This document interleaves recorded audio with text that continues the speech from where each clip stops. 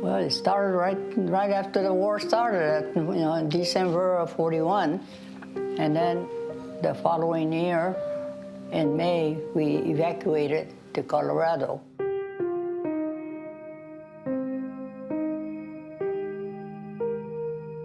またチューズせんといけないのだったら同じようにする？またコロラドに行く？キャンプに入る？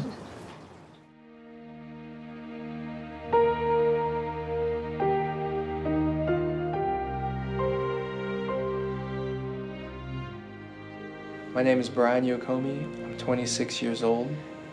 I was born in Orlando, Florida, and I am fourth generation Japanese American and second generation Chinese American.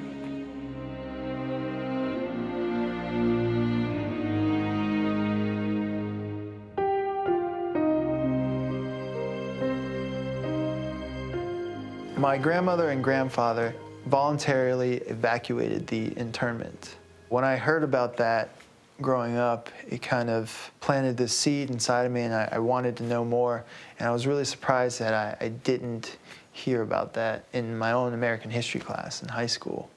Executive Order 9066, proclaimed by Franklin Delano Roosevelt, president at that time. And the whole sense of that proclamation was that it gave the ability to evacuate all Japanese and Japanese American from the West Coast. With that proclamation, most areas in the so-called coastal areas had 7 days to evacuate.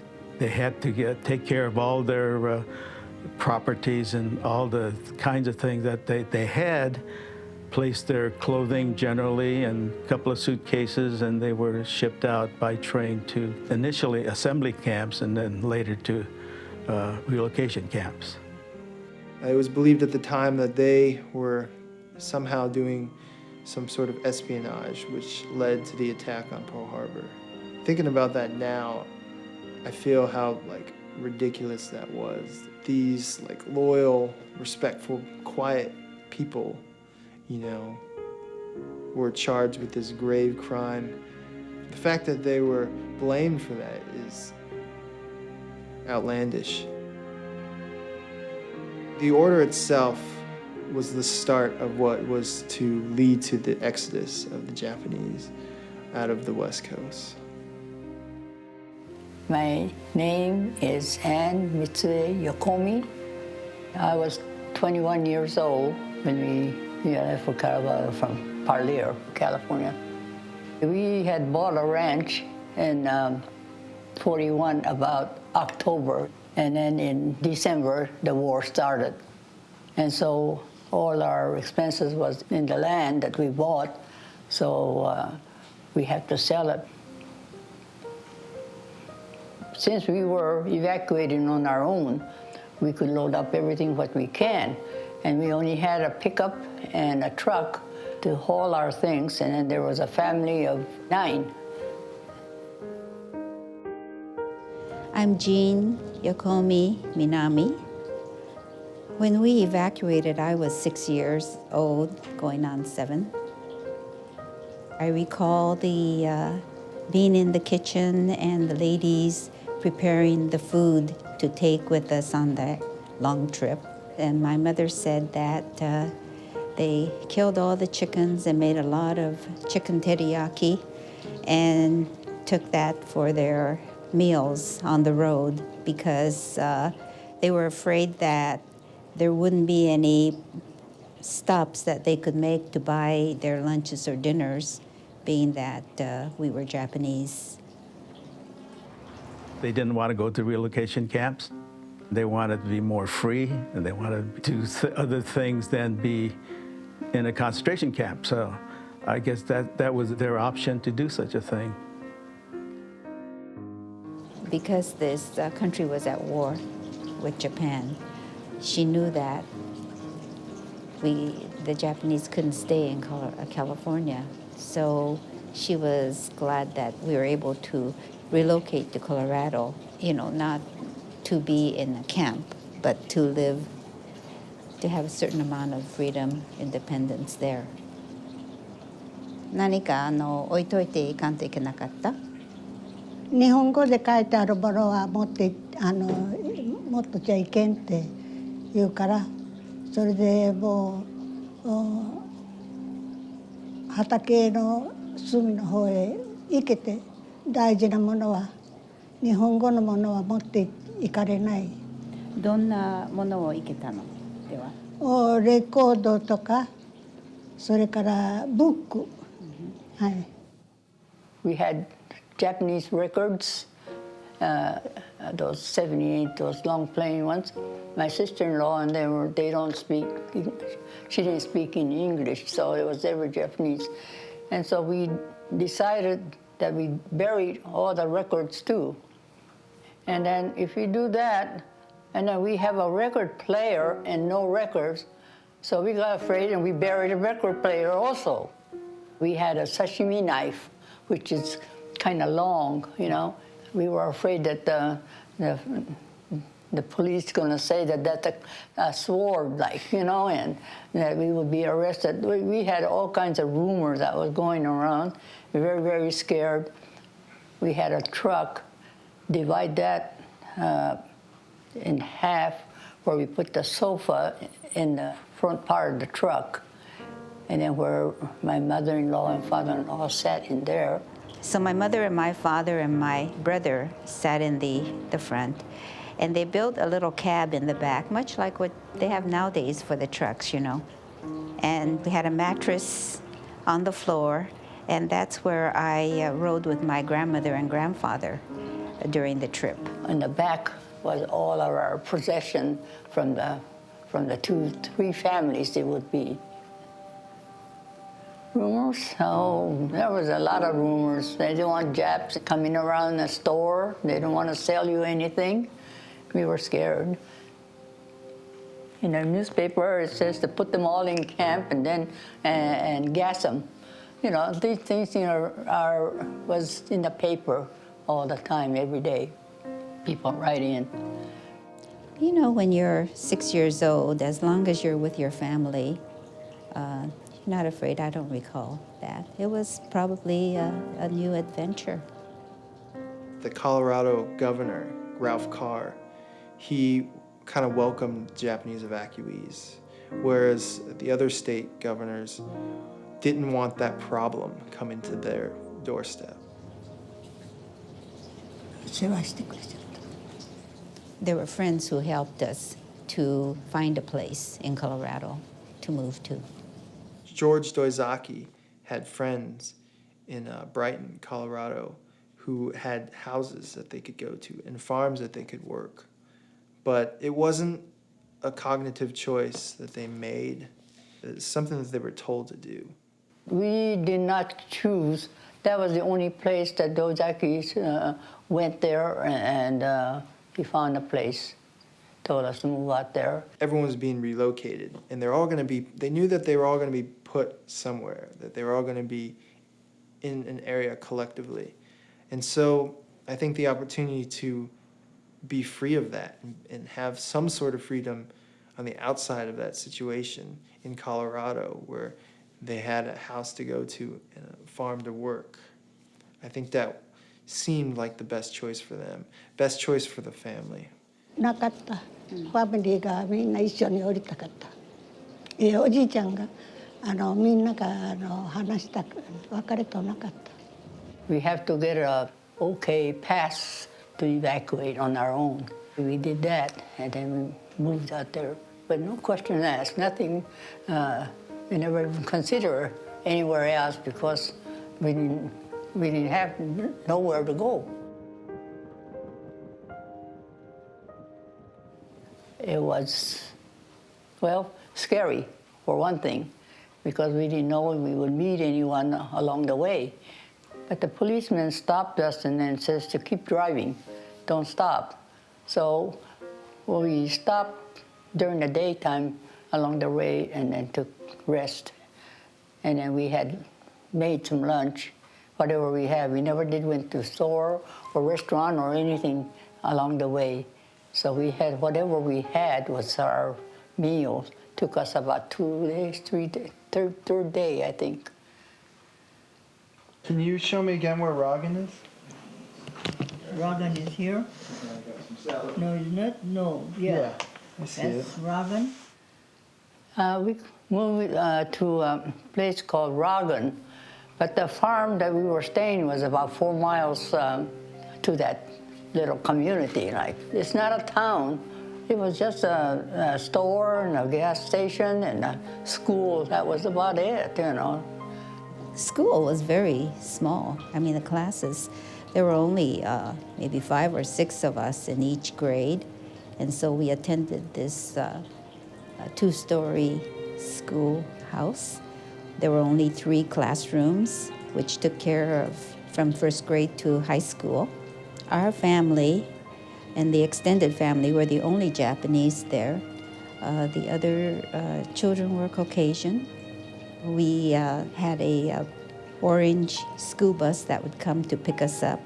I remember that vividly because, especially when it was snowing, you could see that orange school bus coming from far away, you know, over the hill to pick us up. And of course, we had to run to the corner to catch that bus. We had this library van that would come to the school. I really looked forward to that because then I can go and check out books, and I enjoyed reading your Little House on the Prairie series or Nancy Drew, those kinds of things. But I played by myself a lot, paper dolls and things like that. You learn to entertain yourself.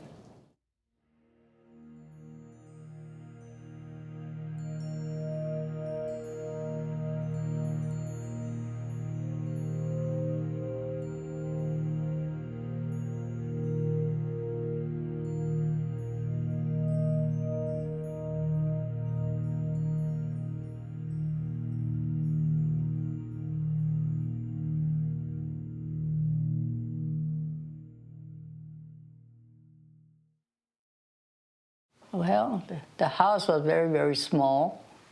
There was only about 1 bedroom and a half, it seems to me. Because if you put in a double bed in there, it just fill up the whole room, but that was our room. Regular bedroom, my sister-in-law and brother-in-law, you know, they had 2 children, they took that. My father-in-law and mother-in-law, they stayed in a living room area.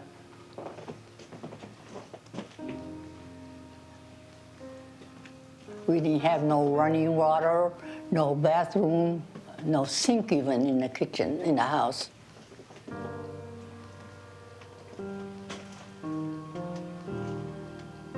So it was really a hard life because we had to go out, you know, bath, toilet, and all this.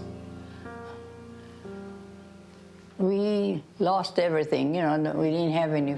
In fact, we only had about $300 when we, after all expenses were paid, and then we went to Colorado. So we have to work to make our living. When we got there, we are not used to the work that they have over there. They had sugar beets farm, and then they told us to go and thin those things, and we were paid 25 cents an hour for that, or $9 an acre. Well, the 4 of us, we couldn't even do half an acre, or a few rows at a time, because we were not used to that kind of work until we learned later on. But that first year was really, hard labor.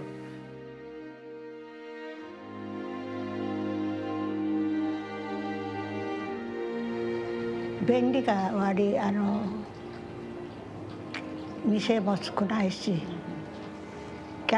このロサンゼルスに比べたら、キャリフォルニアに比べたら、とても便利の悪い、気候の悪いところで好きでなかった。違うところにいたと思った。Different place, cold. The winters were really cold. I remember the nights would be so cold, and my grandmother would fix a hot water bag for us, and tuck it into the bed so that we could kind of cozy up and go to sleep. Wintertime was so cold, we had to buy coal. They don't have any gas or anything. We didn't have no running water or anything. And Grandpa, or George, we had windmills to get the water. He put this gas pump on there, and then we started to pump. So that made it easier. The winters were very cold, but actually, that's when family would get together because couldn't work. And so the men would sit around and play penny ante poker or something, play cards. The women would cook and chat. So I suppose there were, some good times.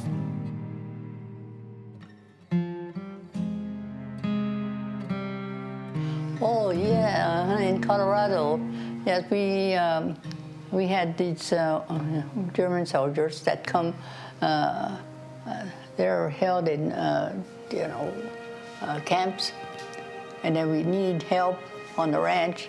Well, we could bring them out, and the guards would come with them, and then we had to go pick them up, and then we feed them a meal.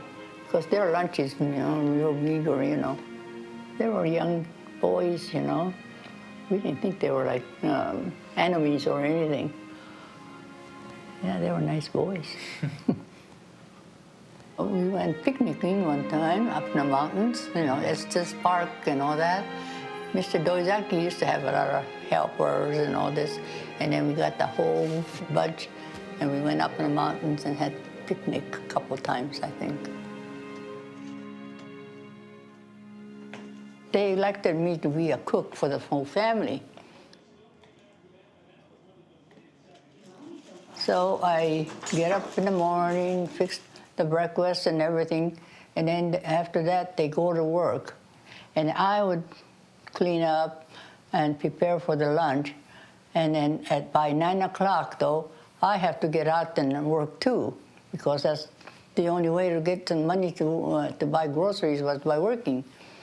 And so I have to feed the baby and then give her a bottle as before I leave, and then put it in her mouth, and then I would go off for 2 hours to work. By the time I come back, she would be crying and I don't know what.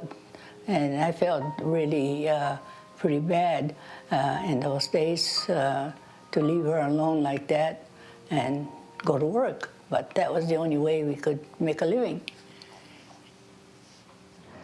Sugar beets, dry beets, and the potato, onion,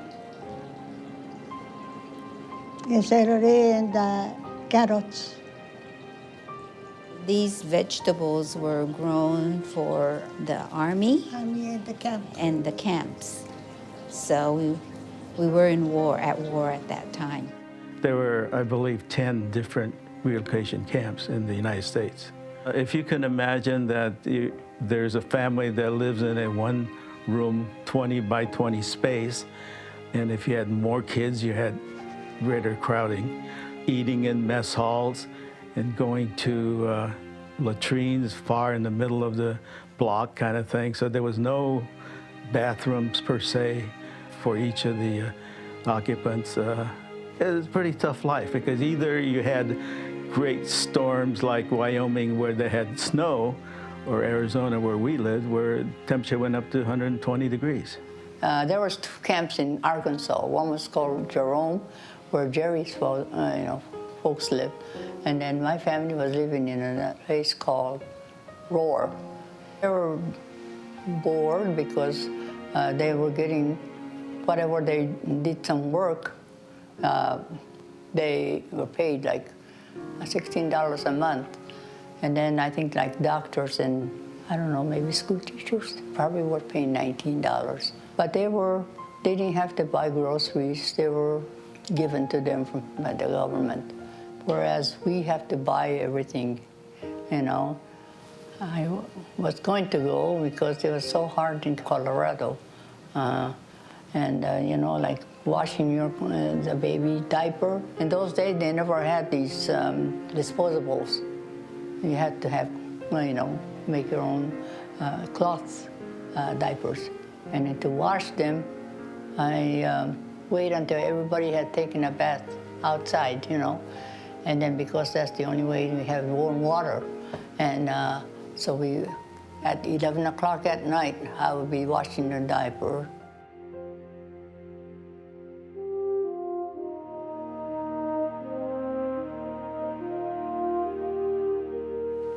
Everybody was leaving the camp because it was kind of boring for them. They wanted to do something. And they went out to different areas. And then like my brother and the family came out to Colorado. But they left. They didn't want to stay. As soon as they found out that they could come back to California, they were back here. But the final year why we really decided to move out of Colorado was because that rain came along. We had just started to harvest the potato, and then black-eyed beans was already cut and piled. And then sugar beets was coming along real good. We used to get prizes on it because our sugar content was real high. And in the West, it usually does get cloudy, but it just blows over. It rains a little bit, and then it blows over. But that day must have been really widespread. It just rained and rained. And we didn't realize that place was low. And they have trenches alongside the road for rainwater because it does rain. And then all that rainwater came and then flooded our whole area. The potato we just started to dig that day was still in a sack in the field. We never had a chance to haul it out. And then the beans that was already piled, ready for trashing, they all became, because the water stayed there for 3 weeks. This was going to be, you know, like the moneymaker for the family. Everything rotted. And then the sugar beets, we harvest that at the end in October. The sugar contents went way, way down, and we didn't get hardly any price for it. And then just for maybe about a week more of digging would have been okay, but we got snowed in, so we had to use a tractor and pull the truck that hauls it, and we finally got it done. She does remember the flood, and because of the flood, all the funds were, you know, the crops were totally ruined. And so when our family returned to California, we came back with no money. That rainstorm did it. We lost everything again. We went over there penniless and came back penniless because of that whole thing lost, you know, the whole years.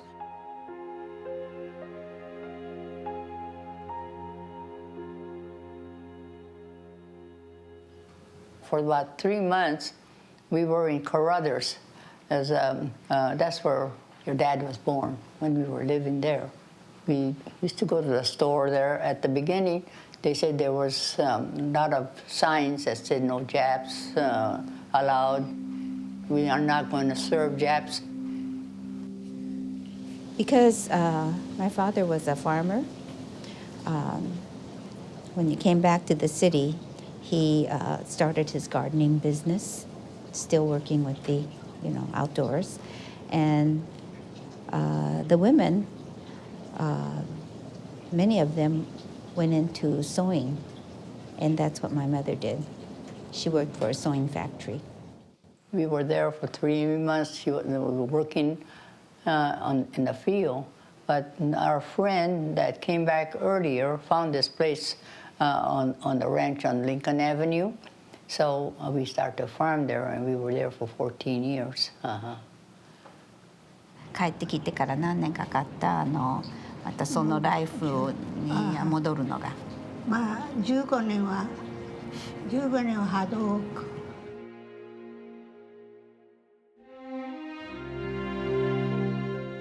It was 1988 when the redress was passed, so it took some 20 plus years for Congress to come together to approve and to pass this redress bill. And it was passed and signed by President Reagan at that time.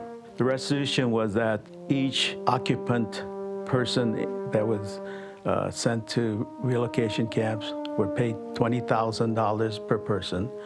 The unfortunate part of that is that there were a lot of people that died.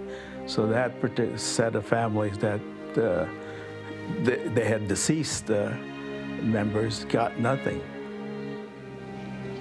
20,000もらった時にこれで損をしたのをメイクアップしたと思った。メイクアップしなかった。ホールイヤーのクラップがルース。Yes, we were very happy to get it because we still hadn't, once you have are penniless and all that, it's very, very hard to make your money come back. またチューズせんといけないのだったら同じようにする？またコロラドに行く？キャンプに入る？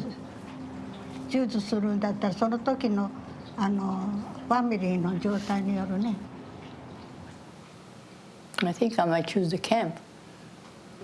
At least you were fed there, and their clothes were given to you, and of course the room was just one-room house. One room dwelling, and everybody has to live in there in that one.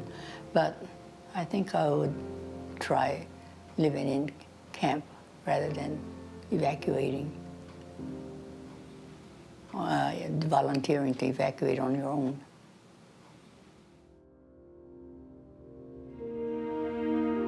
Life is much better since the war.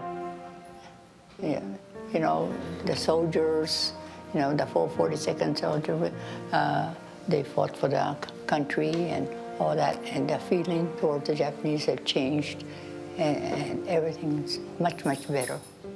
I can say that just knowing what my parents had experienced and my grandparents, my aunt and uncle, our family, we went together as a family and they endured this period of time. And we stayed together and we came back together. I think it made us a stronger family.